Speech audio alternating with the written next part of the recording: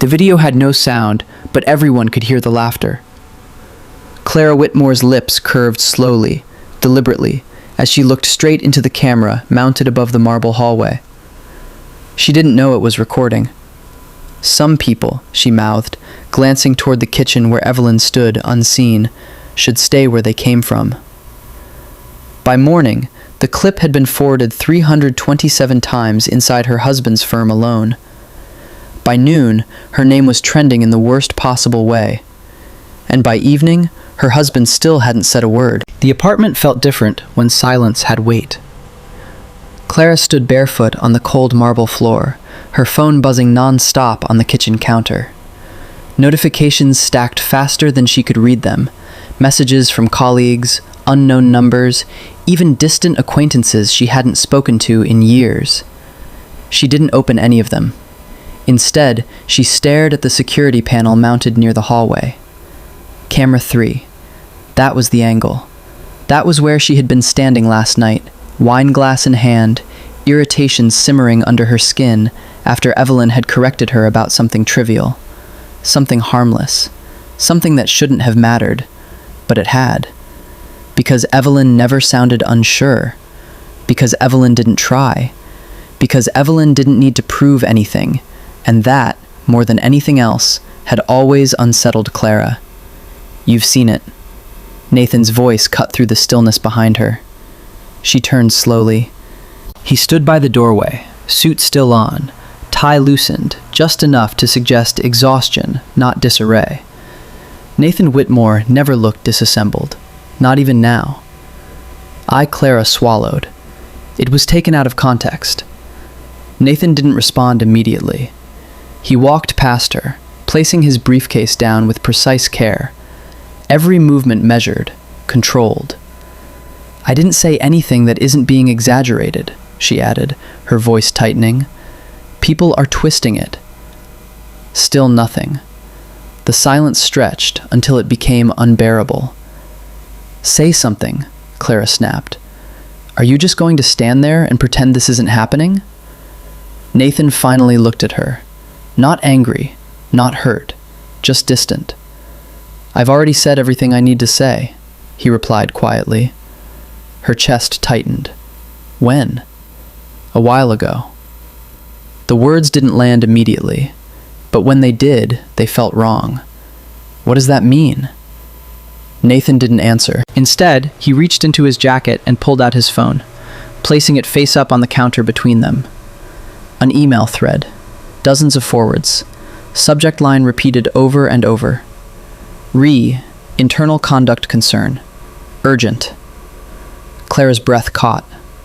They sent it to everyone? She whispered. Not everyone, Nathan said. Just enough. Her fingers trembled as she scrolled. Colleagues, partners, assistants, people who smiled at her at charity galas, people who shook her hand and called her graceful. All of them had seen it. All of them had watched her smirk, watched her reduce Evelyn to something less than human. It was private, Clara said, though the words sounded weak even to her own ears. This was inside our home. Nathan let out a quiet breath, not quite a sigh. There's no such thing as private anymore, he said. Not when you forget who's watching. Clara looked up sharply. Are you blaming me? I'm stating a fact. Her pulse quickened.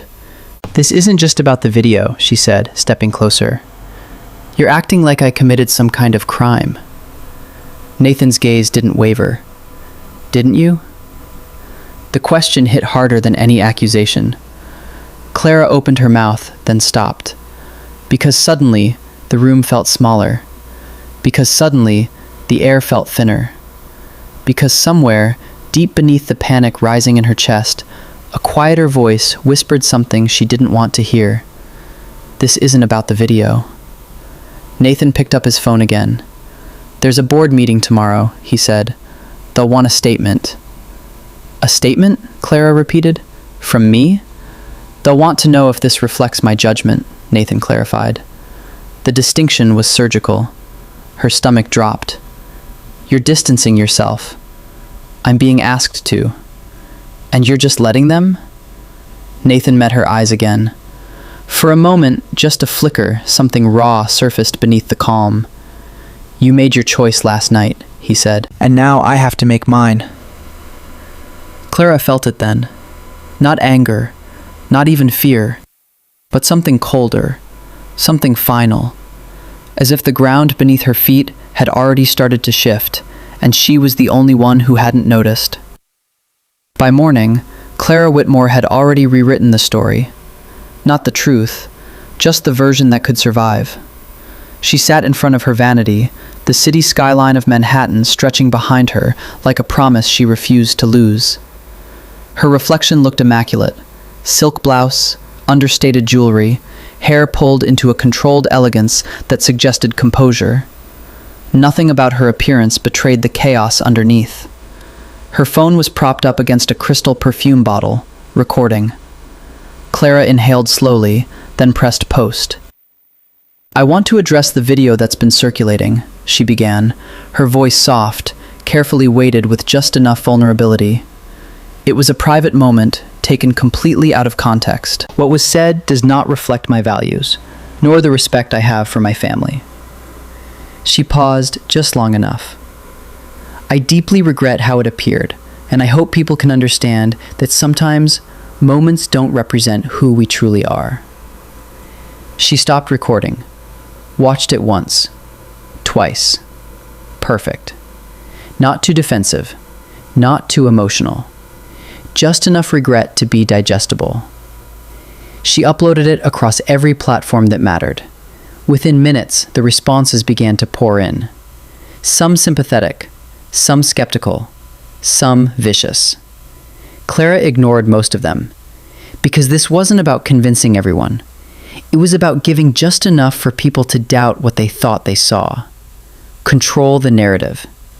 That's how survival worked. Across town, in a quiet brownstone that smelled faintly of old books and brewed tea, Evelyn Brooks watched the same video. She didn't react, didn't scoff, didn't flinch. She simply let it play to the end, her expression unreadable.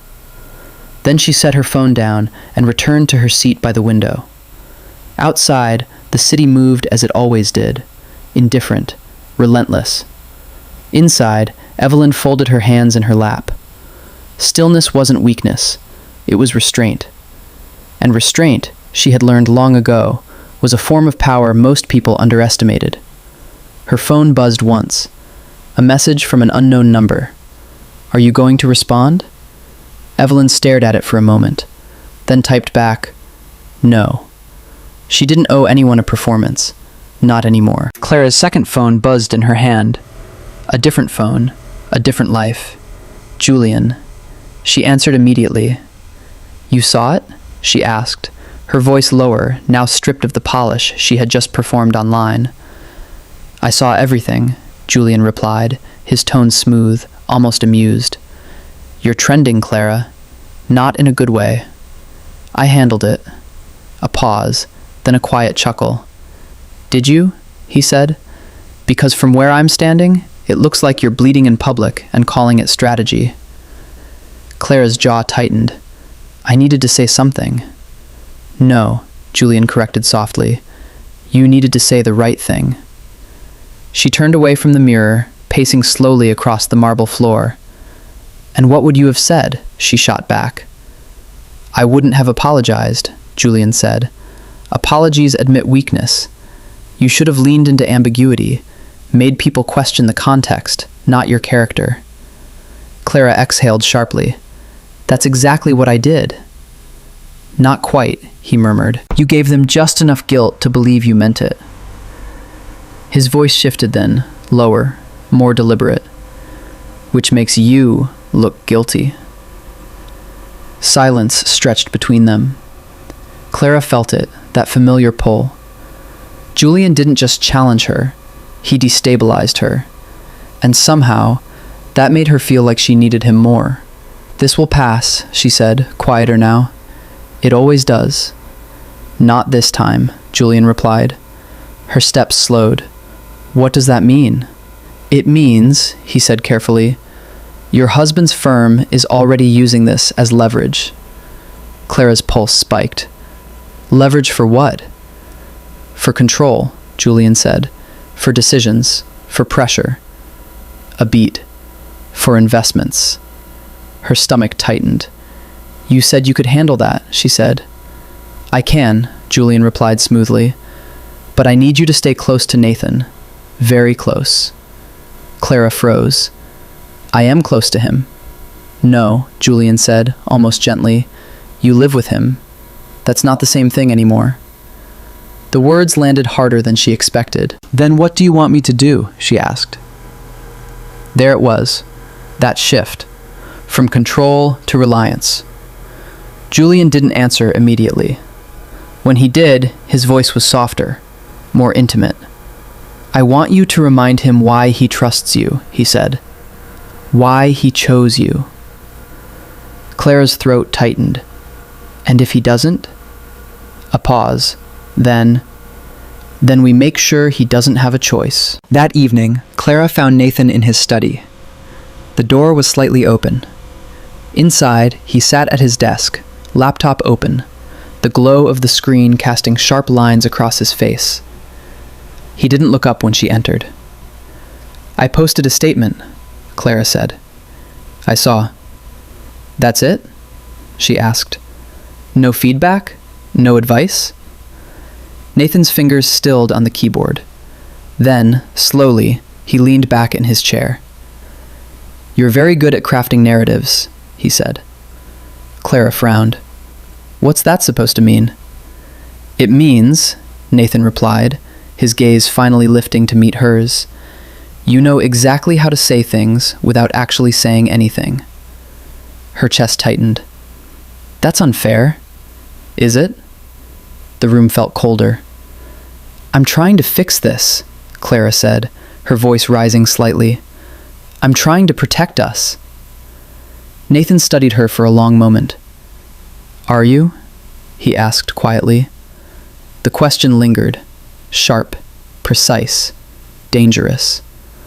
Clara stepped closer. Yes, she said firmly. I am. Nathan didn't respond, but something in his expression shifted. Not belief, not doubt, something else, something measured, as if he were watching a game unfold, and already knew how it would end. That night, Clara lay awake beside him. Nathan's breathing was steady, even. Too even. She stared at the ceiling, her mind racing. The video, the statement, Julian's voice, Evelyn's silence. Nothing was collapsing the way it should have. There was no explosion, no confrontation, just pressure, building, quietly, relentlessly. Clara turned her head slightly, studying Nathan's face in the dim light. Why aren't you fighting me? She whispered. He didn't answer, but somewhere, deep beneath the stillness of the room, something had already begun to move. The first time Clara mentioned the investment, it sounded like curiosity. By the third time, it sounded like intent. And by the fifth, Nathan stopped pretending he hadn't noticed. It began over breakfast. The table was set as it always was, minimalist, precise. Fresh fruit untouched, coffee poured but cooling too quickly. Clara sat across from Nathan, scrolling absently through her tablet, though her eyes hadn't processed a single word. Have you heard of Helix Nova? She asked, as if the name had just occurred to her. Nathan didn't look up from his phone. No. It's a biotech startup, Clara continued, tone light. They're working on predictive genetic modeling. Early stage, but promising. Nathan took a slow sip of coffee. That was all. Clara forced a small smile. I just thought it might be something your firm would be interested in. Nathan set his cup down carefully. My firm doesn't invest based on things you just thought of over breakfast, he said calmly. The dismissal was subtle, but deliberate. Clara felt it land. I wasn't suggesting. You were, Nathan interrupted, not unkindly. You just don't want to admit it. Silence settled between them. Clara looked down at her tablet again, though her reflection in the black screen betrayed the tension tightening her jaw. Forget I said anything, she murmured. Nathan didn't respond, but he didn't forget. Julian, on the other hand, never let anything go. You hesitated. His voice cut through the quiet of Clara's car as she sat parked 2 blocks away from his building, engine still running. I didn't hesitate, Clara replied, gripping the steering wheel tighter than necessary. You softened it, Julian said. You made it optional. I can't just push him, she snapped. That's not how Nathan works. Julian exhaled slowly, as if calming himself. No, he said. That's exactly how he works. You just don't understand the pressure points. Clara turned to look at him. Julian leaned back in the passenger seat, one arm resting casually along the door, his expression unreadable, but his eyes sharp. You think this is about a business deal? He continued. It's not. Then what is it about? It's about leverage. The word lingered, heavy, uncomfortable. Clara looked away. I'm not manipulating my husband. Julian smiled faintly. You already are.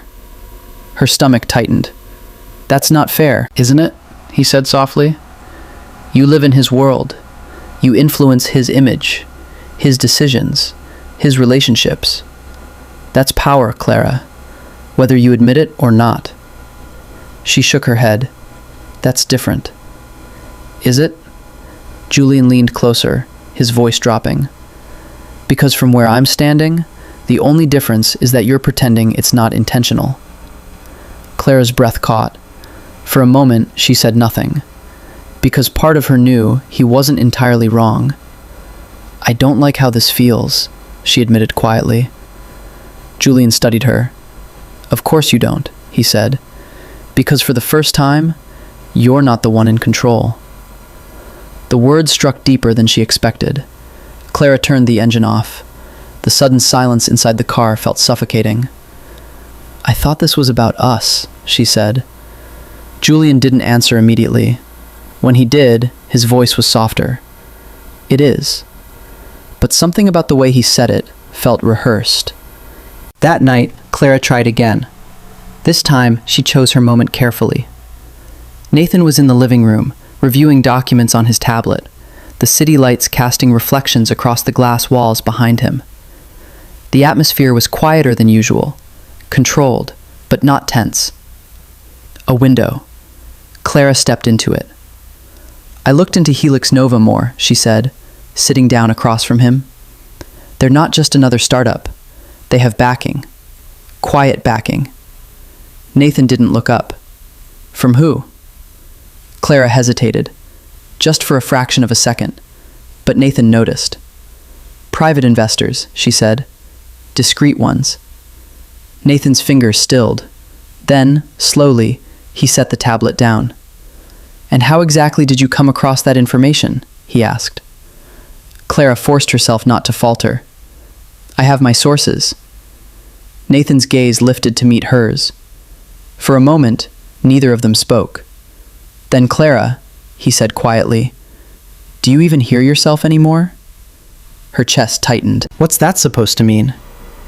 It means, Nathan continued, his tone still calm, you're asking me to consider a high-risk, opaque investment based on information you can't verify from sources you won't name. He leaned back slightly. And you expect me to take that seriously? I expect you to trust me, Clara shot back. The words came out sharper than she intended, but she didn't take them back. Nathan held her gaze, long, unblinking. I used to, he said. The sentence landed like a fracture. Clara felt something inside her chest crack quiet, but irreversible. This isn't about trust, she insisted, her voice tightening. This is about opportunity. No, Nathan said softly. This is about timing. She froze. What? Nathan tilted his head slightly, studying her in a way that made her skin prickle. You didn't bring this up last month, he said. Or the month before. A pause. You brought it up now. Clara's pulse quickened. So, Nathan continued, either this opportunity suddenly became urgent, he leaned forward slightly, or someone made it urgent for you. The room felt smaller, colder. Clara forced a laugh, but it sounded hollow. "You're overthinking this." "Am I?" Nathan's voice didn't rise, but it sharpened. "Then answer me one question," he said. Clara's throat tightened. "What question?" Nathan held her gaze, steady, unyielding. "Who is he?" The world seemed to stop, just for a second, but it was enough. Clara's breath caught. Her mind raced, too fast, too loud. And in that brief, fatal hesitation, Nathan had his answer. Later that night, Clara stood alone in the bathroom, staring at her reflection. Her phone buzzed in her hand. Julian. She didn't answer immediately. Instead, she looked at herself. Really looked. At the cracks beneath the surface. At the control she thought she still had. At the lie she was still trying to believe. Finally, she answered. "He knows," she said. Silence on the other end. Then, "No," Julian replied calmly. "He suspects. There's no difference." "There is," Julian said. "Suspicion can be managed." Clara closed her eyes. And what if it can't? A pause. Then his voice, colder now. "Then we accelerate." Her eyes opened. "What does that mean?" Julian didn't hesitate this time. "It means you stop asking for permission," he said, "and start making decisions." Clara's grip on the phone tightened. "And if I don't?" Another pause. Longer. Heavier. Then you're not as useful as I thought." The line went dead. Clara stood there, unmoving. The words echoed in her mind. Not as useful. Not as valuable. Not enough. For the first time, it wasn't Nathan's judgment that unsettled her. It was Julian's. And somewhere deep inside, a realization began to form. Slow, unwelcome, inevitable. This was never just an affair. It was a transaction. And she was already too invested to walk away. The email wasn't meant for her. That much was clear the moment Clara saw the subject line. R.E. Discrepancy Log, Phase 3, Documentation. It appeared on Nathan's laptop screen for less than 3 seconds, just long enough for her to recognize that it didn't belong to the world he had ever allowed her to see, and just long enough for something inside her to shift. It happened late. Nathan had stepped into the shower, leaving his laptop open on the dining table, something he never did. Not carelessly, not without reason. Clara hadn't planned to look, but plans were a luxury she no longer had. She moved quietly, her bare feet soundless against the marble floor. The city outside was muted, distant, like a world she was already being removed from. The screen had dimmed slightly.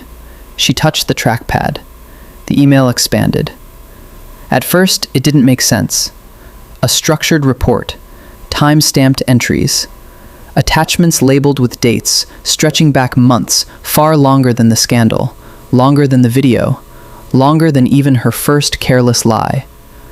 Her eyes scanned faster, too fast, until she saw her own name. Not in accusation, in categorization. Subject, CW, Behavioral Pattern Tracking. Her breath stopped. No, this wasn't. She clicked. The document opened, and everything unraveled. There were timestamps, precise, clinical. March 12th, 8:43 p.m. Left residence under pretense of charity committee meeting. Location ping inconsistent with stated destination. March 19th, 11:17 p.m. Communication spike with JC. See attached logs. Frequency exceeds baseline marital pattern. April 2nd. Financial anomaly. Unauthorized consultation transfer flagged. Cross-reference with JC-linked entity pending. Clara's vision blurred. Her hands trembled as she scrolled. Page after page. Evidence layered upon evidence. Not speculation. Not suspicion. Documentation. Careful. Methodical. Unforgiving. Her mind struggled to catch up. This wasn't recent. This wasn't reactive. This had been happening for months. The bathroom door opened. Steam curled into the hallway. Clara didn't turn around. She couldn't. Find what you were looking for? Nathan's voice was calm. Too calm. She felt it behind her before she saw him. Felt the weight of it. The inevitability. Slowly, she turned. Nathan stood a few feet away, sleeves rolled, expression composed, not surprised, not angry, just present. You left it open, Clara said, her voice barely steady. Nathan tilted his head slightly. No, he replied. I didn't. The words landed like a blade. Her chest tightened. You wanted me to see it, she whispered. A pause. Then, yes. No denial, no deflection, just truth.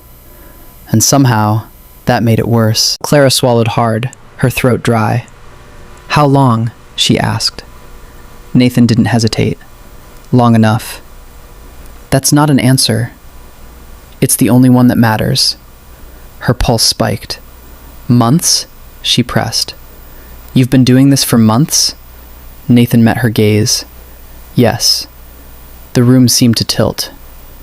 And you didn't say anything? She demanded. You just watched? I observed, he corrected quietly. Clara let out a sharp, disbelieving laugh. Observed? She repeated. Like I'm some kind of experiment? Nathan didn't flinch. You became one, he said. The words struck deeper than anger ever could. Why? Clara's voice cracked despite her effort to control it. Why didn't you confront me? Nathan stepped closer, not aggressively, but with a quiet certainty that made it impossible for her to step back. Because confrontation is inefficient, he said. Her stomach dropped. I needed clarity, not denial, not partial truths. His gaze hardened just slightly. And I knew if I asked, you wouldn't give it to me. Clara opened her mouth, closed it again. Because he was right. You tracked me, she said slowly. My movements, my messages, my finances. Yes. You went through everything. Yes. You built a case. Nathan didn't respond, but he didn't need to. Clara felt something break. Not loudly, not violently, just completely. You didn't trust me, she whispered. Nathan's expression didn't change. No, he said. The simplicity of it was devastating. Silence filled the space between them. Heavy, irreversible. Clara looked back at the screen, at the records, at the version of herself laid bare in cold, structured detail. This isn't just about the affair, she said, slowly. Nathan didn't answer, but something in his stillness confirmed it. Her breath caught. What else are you building? She asked. A pause, long enough to matter. Then, a timeline, Nathan said. For what? This time, when he spoke, there was no softness left. For the moment everything becomes public. The words echoed. Public, not private, not contained, exposed. Clara felt her pulse in her throat. You're going to ruin me, she said. Nathan shook his head slightly. No, he replied. You did that yourself. Her hands clenched at her sides. You think you're better than me? She snapped, emotion finally breaking through. You think sitting back and watching makes you some kind of moral authority? Nathan's gaze sharpened. No, he said quietly. I think it makes me prepared. The difference was chilling. Clara turned away, pacing, her mind racing too fast to hold on to a single thought. This is insane, she muttered. This is obsessive. No, Nathan said behind her. It's precise. She stopped, closed her eyes, tried to breathe, but the air felt thin. "You've been planning this," she said. Not a question, a realization. Nathan didn't deny it. "Why now?" she asked, turning back to face him. "Why show me this now?" Nathan studied her for a long moment. Then, "Because you accelerated," he said. Her stomach dropped. "Helix Nova," he added. The name felt different now, heavier, dangerous. "You think I didn't notice?" Nathan continued. "The timing, the pressure, the inconsistency in your behavior?" Clara's pulse pounded. "You followed that thread," he said, "and it led exactly where I expected." Her voice came out barely above a whisper. "Julian." Nathan didn't react to the name, but the silence that followed confirmed everything. "You let me keep going," Clara said, her voice shaking now. "You let me dig deeper." "Yes. Why?" Nathan stepped closer again, close enough now that she could see the faint exhaustion beneath his composure. "Because I needed you to choose," he said. The words hit harder than anything else. "Choose what?" Nathan held her gaze. "Whether this was a mistake," he said, "or who you really are." Clara felt the weight of it settle, not as accusation, but as truth. And for the first time, she didn't know how to argue against it. Nathan reached past her, closing the laptop with a soft click. The sound felt final. "This isn't over," he said. Clara let out a hollow breath. "I know." A pause. Then Nathan added, "Not even close." That night, Clara didn't sleep. She sat by the window, watching the city move without her. Her phone lay silent beside her. For once, Julian hadn't called, hadn't texted, hadn't demanded. And in that silence, another realization began to take shape. Nathan hadn't just been watching her. He had been waiting for her to walk exactly where he needed her to go. And now, there was no way back. The headline appeared before sunrise. Clara didn't see it immediately, but the world did. Whitmore firm linked to shadow investment pipeline. Internal source implicates executive spouse. By the time her phone began vibrating across the nightstand, it was already too late. Clara opened her eyes slowly, disoriented, the faint gray light of early morning bleeding through the curtains. For a brief, fragile second, she forgot everything. The video, Nathan, the laptop, Julian. Then the phone kept vibrating, relentless, demanding. Reality didn't wait. She grabbed it. 32 missed calls, dozens of messages, unknown numbers, media inquiries, and one name that made her chest tighten. Nathan. No message, just a single missed call. Her fingers trembled as she opened the first article. Her name was there. Not directly accused, but carefully positioned. Sources suggest that Clara Whitmore may have facilitated introductions between private investors and unauthorized biotech entities. Internal documents reveal unusual communication patterns between Whitmore and external consultant Julian Cross. While no formal charges have been filed, the implications raise serious concerns regarding ethical breaches. Clara's vision blurred. This wasn't random. This wasn't speculation. This was structured, intentional. Her phone rang again. Julian. She answered immediately. "What did you do?" she demanded, her voice sharp, breath uneven. A pause. Then his voice calm, almost too calm. "I was wondering when you'd call." Her stomach dropped. "You leaked this," she said. "Careful," Julian replied lightly. "That's a strong accusation." "Don't play games with me," Clara snapped. "My name is all over this. My messages, my movements. This didn't come from nowhere." Another pause, longer this time. Then, "It didn't come from nowhere," Julian said. Something in his tone had changed, subtly, but unmistakably. Colder, more distant. Clara felt it. That shift. The same one she had ignored before. The same one she had refused to name. "Tell me the truth," she said, her voice lower now. "Right now." Julian exhaled slowly. "As much as I'd love to," he said. The truth isn't particularly useful to you anymore. Her grip tightened around the phone. What does that mean? It means, Julian continued, this situation has evolved. Clara's pulse pounded. Evolved into what? Into something bigger than you. The words landed like ice. You used me, she whispered, not as a question, as a realization. Julian didn't deny it. You were a bridge, he said. Her chest tightened painfully. A bridge? Access, he clarified. Credibility, proximity. Each word cut deeper than the last. And now? She asked, her voice barely holding. A pause. Then, now you're a liability. The silence that followed was deafening.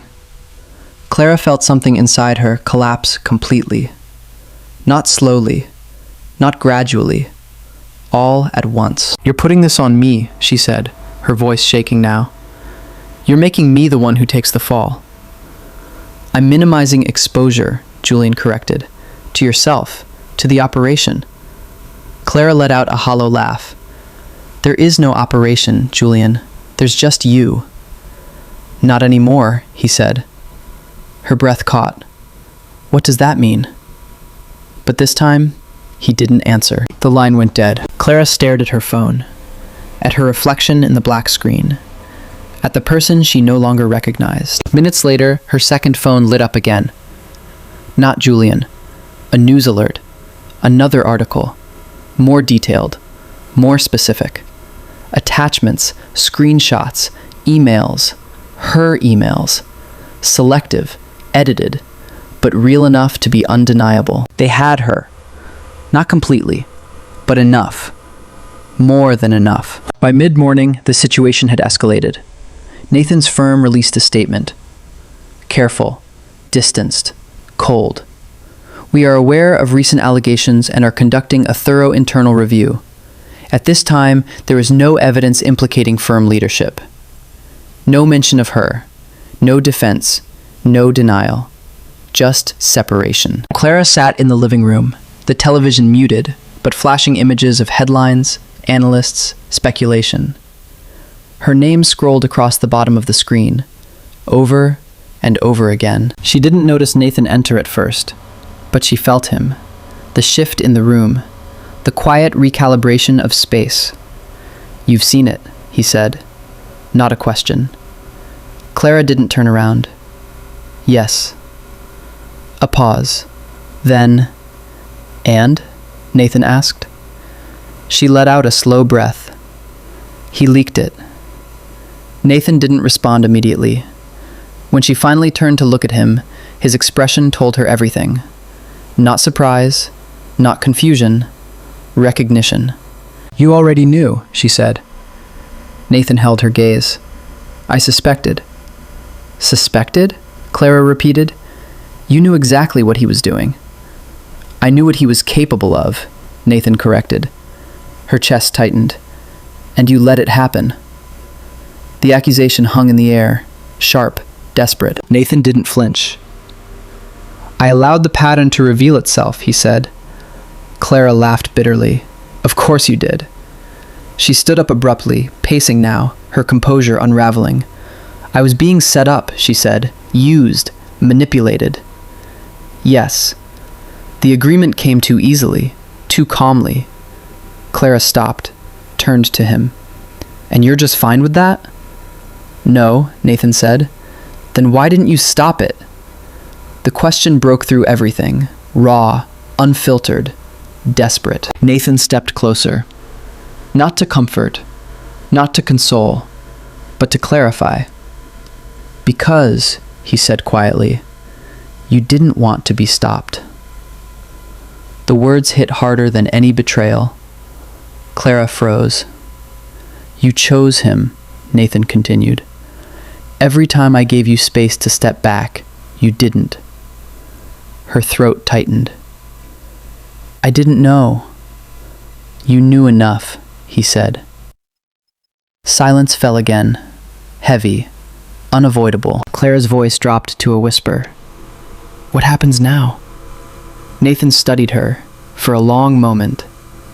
Then, "Now," he said, "you face the consequences of aligning yourself with someone who was never loyal to begin with." Her stomach dropped. "And you?" she asked. "What do you do now?" Nathan's expression didn't change. "I finished what I started." The meaning was clear, terrifyingly clear. Clara sank back into the couch, the weight of everything pressing down on her. The scandal, the exposure, the betrayal. Julian's voice echoed in her mind. "You're a liability." And for the first time, she understood. Not just what she had lost, but what she had never truly had. Control. Outside, the city moved as it always did. Unforgiving, uninterested, unstoppable. Inside, Clara Whitmore sat in the ruins of a life she had carefully constructed, and realized she hadn't just been betrayed. She had been replaced. And somewhere, far beyond her reach, Julian was already moving on. The call came just after midnight. Unknown number. Clara almost didn't answer. Almost. "Miss Whitmore?" a male voice said, low, controlled. "You left something important behind." Clara frowned, sitting up in bed, the dim light from the hallway barely touching the edges of the room. "I think you have the wrong—" "Parking level 3, the man interrupted. "Black sedan. You'll want to come alone." The line went dead. Clara stared at the phone. Every instinct told her not to go. Every fragment of logic, every warning Nathan had ever given her echoed in the back of her mind. But something stronger pulled at her. Desperation. Fear. The need to fix something before everything collapsed completely. 10 minutes later, she was in the elevator. Alone. Descending. Each floor number blinking down like a countdown she couldn't stop. The parking garage was quiet. Too quiet. The kind of silence that didn't belong in a city like this. Clara stepped out slowly, her heels echoing against the concrete floor, each sound too loud, too exposed. Level 3, row C, black sedan. It was there, waiting. Her breath came shallow as she approached. "No one's here," she said aloud, her voice small in the empty space. A mistake. The moment the words left her mouth, movement. Behind her. Fast. A hand grabbed her arm, yanking her backward. Clara gasped, twisting, but the grip was iron. "Phone," a voice demanded, low and masked. "Now." Her heart slammed against her ribs. "This is a robbery?" she said, panic breaking through. "Take it, just take it." "Phone," the voice repeated, sharper now. Not money, not her bag, her phone. Clara's pulse spiked. This wasn't random. This wasn't chance. She tried to pull away. The grip tightened. Pain shot up her arm. "Don't make this harder," the man muttered. There was something in his tone. Not urgency, not fear. Procedure. "I don't have anything," Clara started, but the words cut off as something cold pressed against her side. A blade. Her breath hitched. "Last chance," he said. Clara's mind raced. Julian, the leak, the emails, the evidence. "They sent you," she whispered. A pause. Small, but real. That was all the confirmation she needed. Panic surged. Clara twisted suddenly, trying to break free, but the movement only made things worse. The blade flashed. A sharp, burning pain tore across her side. She gasped, stumbling forward, her knees hitting the concrete. Warmth spread beneath her hand. Blood. The world tilted. Sound dulled. The edges of everything blurred. Footsteps, retreating, fast. And then another set. Closer. "Clara!" The voice cut through the haze. Familiar. Impossible. Strong hands turned her gently. Not rough, not hurried. Precise. "Stay with me," the voice said. Calm, steady, unshaken. Clara forced her eyes open and saw her, Evelyn. Not the quiet woman in the kitchen, not the silent figure in the background, but something else entirely. Something sharper, stronger, unyielding. You, Clara, tried to speak, but the words broke apart. Evelyn pressed a firm hand against the wound, her movements efficient, controlled. "Don't talk," she said. "Breathe." Clara winced, pain flaring as pressure intensified. "You followed me?" she managed. Evelyn didn't look at her. "I was already here." The answer didn't make sense, but Clara didn't have the strength to question it. "Why?" she whispered. The question slipped out before she could stop it. "Why are you here? Why are you helping me? After everything?" Evelyn's hands didn't pause, didn't hesitate, but her voice, when she spoke, was quieter, deeper. "You don't let someone die just because they don't understand you," she said. Clara felt something inside her chest twist. Not from pain, from something else. Something heavier. Sirens in the distance, growing louder. Evelyn adjusted her grip, keeping pressure steady, her other hand bracing Clara's shoulder. "Stay awake," she said. "I'm trying," Clara whispered. Her vision flickered, dark at the edges. "Look at me," Evelyn said firmly. Clara forced her eyes open again, met her gaze, and for the first time, really saw her. Not as an obstacle, not as a flaw in her perfect life, but as someone who had been standing in front of her the entire time, unshaken, unbroken, unafraid. "I'm sorry," Clara whispered. The words came out fragile, uncertain, but real. Evelyn studied her for a moment, long enough to feel like judgment, long enough to feel like truth. Then she said, "I know." The sirens were close now, red and blue lights bleeding into the concrete shadows. Clara's breathing slowed. Her body felt heavy, distant. "Don't close your eyes," Evelyn said, but her voice felt far away now. Clara held on to it, as long as she could. The last thing she saw, before everything faded, was Evelyn's face above her, steady, unwavering. The woman she had reduced to nothing was the only reason she was still alive. And somewhere, in the space between pain and darkness, a realization settled in. Cold. Permanent. Julian hadn't just betrayed her, he had tried to erase her. The courtroom wasn't quiet. It was controlled chaos. Muted whispers, the constant shuffle of papers, the low hum of media presence just outside the doors, waiting, watching, ready to turn every word into a headline. Clara sat at the defense table, hands folded tightly in her lap. Bandages still wrapped around her side beneath the tailored suit she had chosen carefully, neutral, composed, deliberately understated. A visual argument for credibility. But nothing about her felt controlled anymore. Not after the hospital. Not after the blood. Not after Evelyn. Across the room, Nathan stood. Not beside her. Never beside her. At a distance that was precise, intentional, final. And somewhere behind them, Julian sat. Still composed. Still sharp. Still pretending. Clara didn't look at him. She didn't need to. She could feel it. That same cold calculation that had once drawn her in, now turned entirely against her. "Ms. Whitmore?"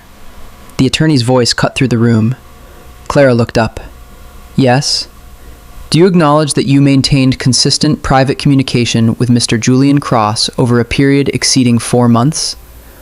The question was direct, clean, unavoidable. Clara didn't hesitate this time. "Yes." A murmur rippled through the courtroom. "Were these communications disclosed to your husband?" "No." Another ripple, louder this time. "Did any of these communications involve discussions of financial opportunities linked to external entities?" Clara's throat tightened, but she forced the word out.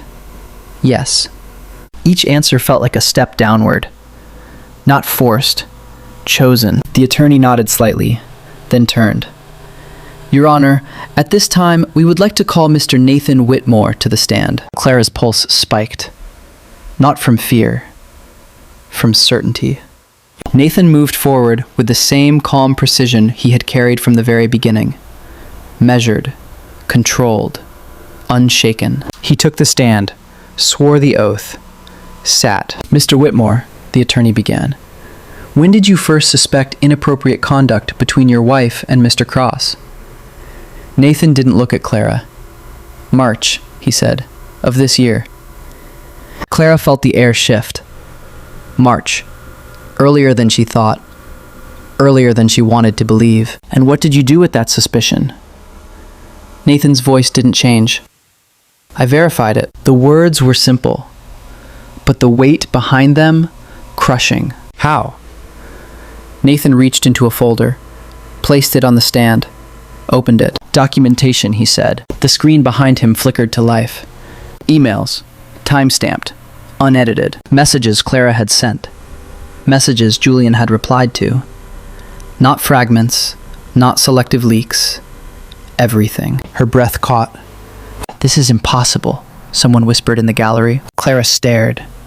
Frozen. The narrative she had been trapped inside, the one Julian had shaped, the one the media had twisted, was unraveling. Because this was complete. "Are these records authentic?" the attorney asked. "Yes." "Have they been altered in any way?" "No." Julian shifted slightly in his seat. Just once. But Clara saw it. The first crack. Nathan continued. "Additionally," he said, "we traced financial movements connected to the entities in question." Another screen. Transactions. Accounts. Connections. Lines drawn between Clara and Julian and the investment structure behind Helix Nova. But something was different now. Something the earlier reports hadn't shown. The direction. Money hadn't flowed to Clara.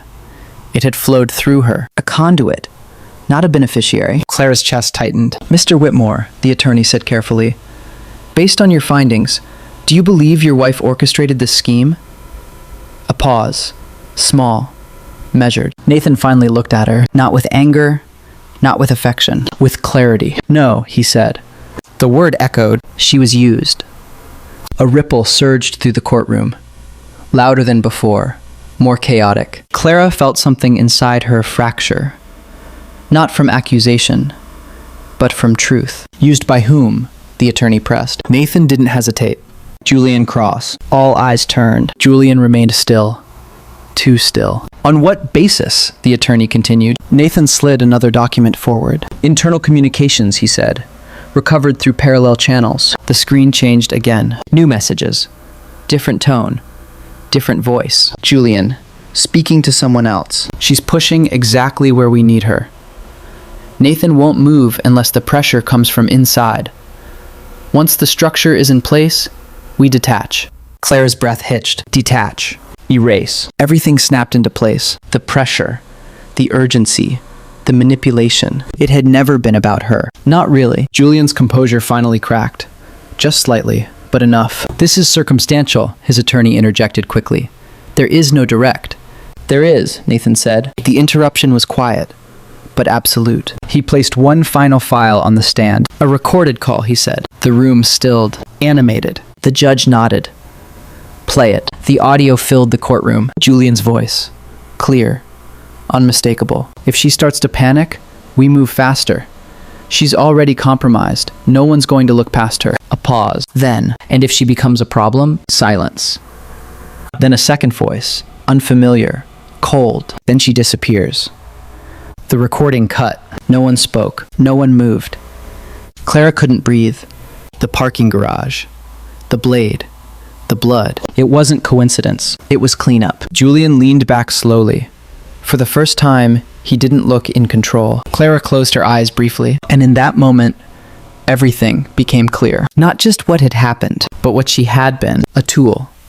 A bridge. A liability. And now a survivor. She opened her eyes again. Looked forward. Not at Julian. Not at the judge. At Nathan. And for the first time, she understood. He hadn't just been watching. He had been building this moment, piece by piece, waiting for the truth to become undeniable. The judge's voice broke the silence. "Mr. Cross, you will remain seated." But it was already over. Clara felt it. The shift. The collapse, not of her life. That had already happened, but of the illusion she had been trapped inside. She was never in control, and now everyone knew it. The verdict didn't come as a shock. It came as confirmation. Julian Cross stood motionless as the sentence was read. Years measured not just in time, but in consequence. Financial fraud, conspiracy, attempted obstruction, attempted murder. He didn't look at Clara. Not once. Not even as they led him away. Because by then, she no longer existed in his world. Outside the courthouse, the world waited.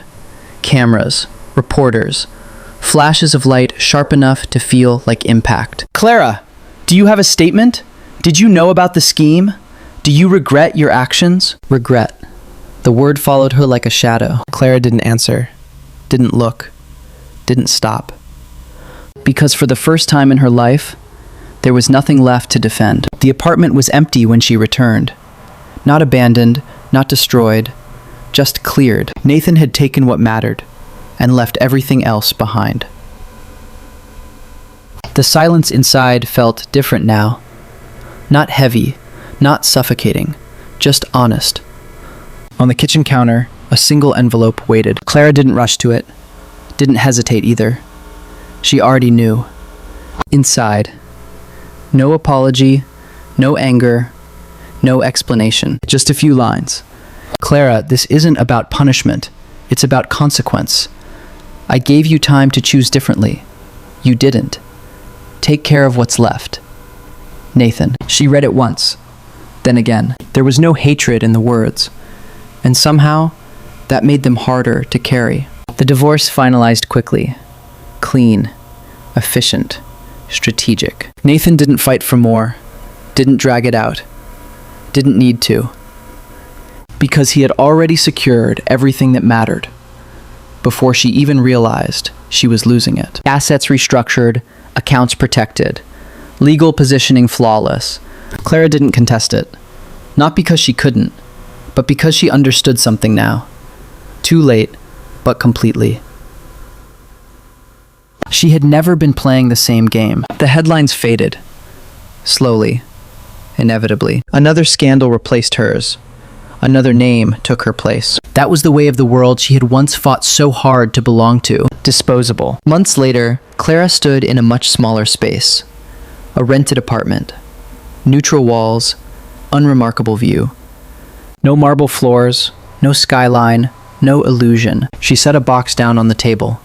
The last of her things. Inside, fragments of a life that no longer existed. Photos she didn't recognize herself in. Clothes that belonged to someone else. A version of Clara Whitmore that had been carefully constructed and completely dismantled. She sat down slowly, looked around, quiet. Not empty, just real. There was a knock at the door. Clara froze. For a moment, old instincts surfaced. Expectation, fear, hope. Then she stood, walked to the door, opened it. Evelyn. No cameras, no audience, no judgment in her expression, just presence. Clara didn't speak at first, didn't know how to, because there were no rehearsed words left, no narrative to control. Why did you come? She asked finally. Evelyn studied her, not as she had before, not through silence, but directly. Because you're still here, she said. Clara let out a quiet breath. After everything she murmured, Evelyn nodded slightly. Surviving isn't the same as deserving, she said. A pause. But it's still something you have to live with. The words settled deeply, not as comfort, but as truth. Clara swallowed. I don't expect forgiveness, she said. Evelyn shook her head gently. This isn't about forgiveness, she replied. Another pause. It's about whether you understand. Clara looked down at her hands, at the faint scar along her side. A reminder that hadn't faded. Wouldn't. I do, she said quietly, and this time she meant it. Evelyn didn't stay long. She didn't need to. Before she left, she paused at the door. Your life isn't over, she said. Clara didn't look up. I know, she replied. A small, bitter smile touched her lips. That's the hardest part. The door closed, and Clara was alone again. That night, she stood by the window, not looking at a skyline, just looking out, at something quieter, less impressive, more honest. She thought about Nathan, not with longing, not with regret, but with clarity. He had walked away with everything intact, because he never lost himself. And she had lost everything, because she had built herself on something that couldn't survive truth. Clara touched the glass lightly. Her reflection stared back at her. Not perfect, not composed, not untouchable. Real. And for the first time, that was enough to face. Because in the end, she wasn't haunted by what she lost, but by what she had chosen to become. And now, she would have to live with it. No audience. No illusion. Just consequence.